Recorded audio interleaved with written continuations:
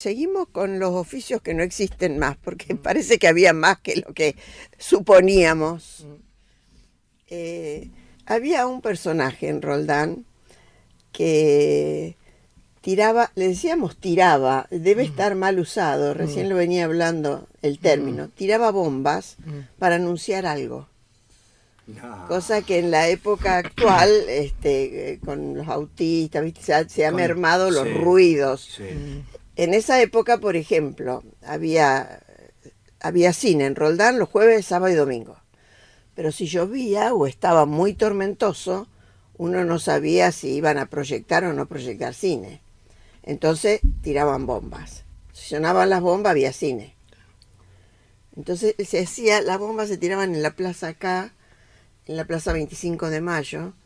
Era un personaje muy chiquito, flaquito, que tenía un cilindro de metal y allí ponía la bomba y estallaba. Y las fiestas patrias, a las 8 de la mañana ya sonaban bombas, había bombas que anunciaba que era el 9 de julio, el 25 de mayo. La fiesta de los vascos también era con bombas, que iniciaba el día de esa manera. Como inicio de las actividades. Como inicio de algo, pienso que a lo mejor se notificaba alguna otra cosa. Lo que yo recuerdo personalmente, que en mi casa estaban atendiendo si iba a haber bomba para ir al cine, por ejemplo. Si no, no había cine. ¿Y tenía un título esta persona, el tirabomba? ¿Cómo lo llamaban ustedes? No, tenía un sobrenombre que no nos podemos acordar, que a lo mejor alguien de la audiencia a mí me suena papa frita, pero no sé si no estoy segura.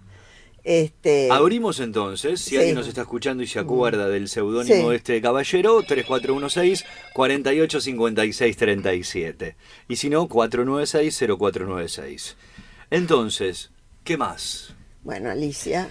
La reunión del lunes pasado hablábamos de las propagadoras y quedó por mencionar otra, la del turco Pepe Ara, que estaba ubicado en calle López, atrás de la iglesia. O sea que había más de una, porque él habló sobre Balbi. Sí. Eso fue... ¿Y que eran como competencia? Sí, así. Sí. No era muy marcada la competencia. Y después, claro, habían algunos, después me llegó la noticia de que había algunos como los que vos comentaban, que salían con el camioncito, la chatita, a dar vueltas por el pueblo, que se siguen viendo, en algunas ocasiones se siguen viendo en la actualidad. Sí, por razones políticas. Por cuestiones políticas sobre todo. Pero en esa época era para hacer publicidades de productos, de casas, de comerciales. Y lo que yo traje, cambiando de tema, es que tiene que ver con la radio. Porque a partir de la década del 20, sobre todo, la radio empezó a tener una presencia muy familiar dentro de las casas. El tema era, que en un momento no fue una cosa muy económica, las tenían las familias con más poder adquisitivo, pero ya en la década del 40 fue mucho más fácil adquirir una radio. Pero ahí venía el problema. Si se rompía, ¿quién las reparaba? Y aparecen aquellas personas que reparaban radios, no solo las radios esas que uno tiene la imagen grande, ¿viste? Tipo capilla, sino también las radios que tenían en las viviendas en el campo, que eran con acumuladores. Y a partir yo busqué... 50 será. Claro, pero a partir de 1926 aparece la radio chiquita, la portátil, y también necesitaba... yo creí que era posterior la aparición. No. ¿Quiénes eran los que arreglaban esos aparatos? Y la fabricaban, acá hubo buenos fabricantes. Acá encontré fabricantes, reparadores, y entre los talleres que me aparecieron, tengo uno de radio, propiedad de Taller para Reparar Radio, propiedad de Mario de Micheli, otro de Mundo Calleguad, otro de Luis de Micheli, donde se reparaba todos y el que más conocido era el de Samuel Sosa Mandeini, que estaba ubicado entre la Ruta 9 y Calle Urquiza, más o menos, que no solo reparó radios y otros artefactos, sino que fue uno de los primeros que armó una radio. Después, y después los Pedrasoli. Sí, justo. Pedrasoli fue vendió una radio transistores, era grandota, pero era una novedad, que funcionaba a pilas, ¿viste? Claro. Ha vendido muchísimas de esas. Y claro, acá de esas radios, acá lo tenía nombrado. Pablo Pedrasoli con el señor Cicconi. Sí, eran socios. Eran socios, que también se dedicaban a cargar acumuladores para radio. Sobre todo porque imaginemos que en las familias campesinas la radio era fundamental.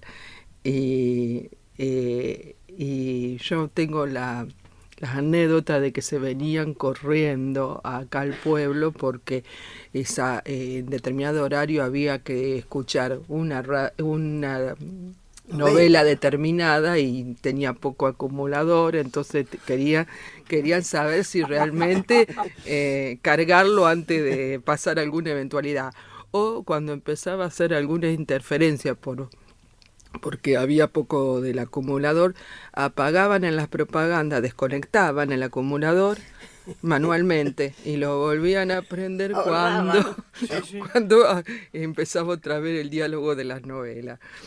Y obviamente funcionaba la radio y en las casas tenían la antena.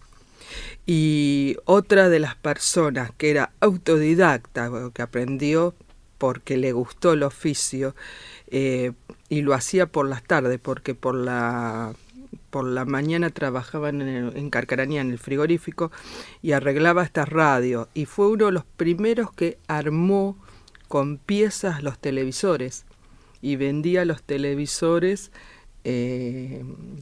propiedad de él, porque iba a Rosario, compraba los elementos que necesitaba para armar las radios y los televisores y lo hacía por la tarde.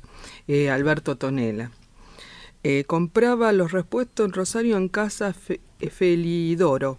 Filidoro. Sí, sí, y Filco. Y después los armaba. Que era cómico porque la hija me contaba que él armaba todo eso, pero ellos en la casa tenían la pantalla y atrás no tenía nada el televisor, se veían todos los repuestos, claro, porque claro. Dice, nunca le llegó a poner todo el armazón, claro. Pero eso con respecto a los reparadores y bueno, y fabricantes, porque Samuel dije que también armó su propia radio. En la década del 50. 40 ¿no? Y 50. Ahora, ¿vos pensás que esto puede ser también una cuestión de situación de conflictos familiares? Nosotros, por ejemplo, vamos a ficcionar, somos pareja y vos me decís, Willy, ¿va a venir Nucho y Lili a escuchar esta novela? Otra vez, dos, no lo invités más. No, yo creo que en un momento era una reunión familiar y se convocaban alrededor de la radio. Bien. Porque no todo el mundo tenía radio, entonces el que tenía, por ejemplo, invitaba. Y bien. Era toda una cuestión familiar, de ordenar los horarios familiares en torno a al programa que vos querías escuchar. Bien. Obviamente yo nombré novelas, pero los hombres escuchaban lo que era fútbol, tango, sí. ¿Viste? Y con el televisor también pasó lo mismo, porque no todo el mundo tenía televisión, entonces iban a un vecino a ver determinado. Yo he ido a lo de los vecinos a ver. No, claro. Había un vecino que tenía televisión, invitaba a 2 o 3 familias y íbamos a ver. Incluso los primeros que han tenido televisión eran los clubes. Entonces nucleabas a la gente los domingos o determinados días que iban en ese horario a ver la televisión. O sea, no creó conflicto. Y con la radio, si había tormenta, la interferencia era terrible.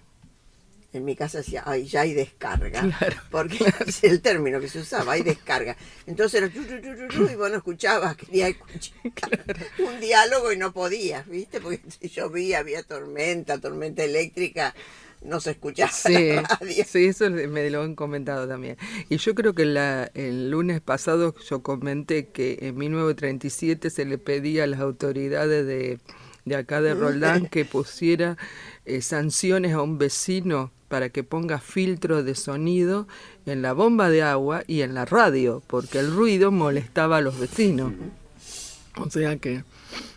Aparte, acordate que las radios de Rosario tenían programación en vivo también. Claro, sí, Claro. sí, sí. Y sobre todo en el caso de las novelas, podía ir y ver, ir ahí. Los estudios de las grandes radios rosarinas eran espaciosos porque allí grababan orquestas de tango sus discos. Claro. Yo tengo la anécdota de mi tío, padrino, que estando en Rosario entró a la radio y justo estaban pasando una telenovela. Se sentó, escuchó todo. Dice, se divertían los actores, se hacían muecas, se reían mientras hacían una escena dramática. Llega acá y le dice a la madre y a mi mamá, la próxima vez que las vea llorar adelante de la radio, dice, no las aguanto, porque si ustedes supieran cómo se divierten los actores. Sí, sí. Claro. Él vio la otra escena. La verdad que en esas épocas habla todo el mundo, ¿no? En derredor de la radio, escuchando los radioteatros, Claro, ¿no? Sí. claro. Niñas, ha sido un gusto y un placer. ¿Van a dedicarlo? Sí, se lo vamos a dedicar a nuestra compañera Mari Bisuti, que nos está fallando.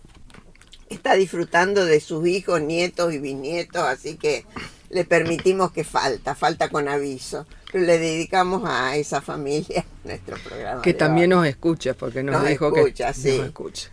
Bueno, chicas, muchas gracias y será hasta el próximo Bueno, lunes. hasta el Bueno. lunes.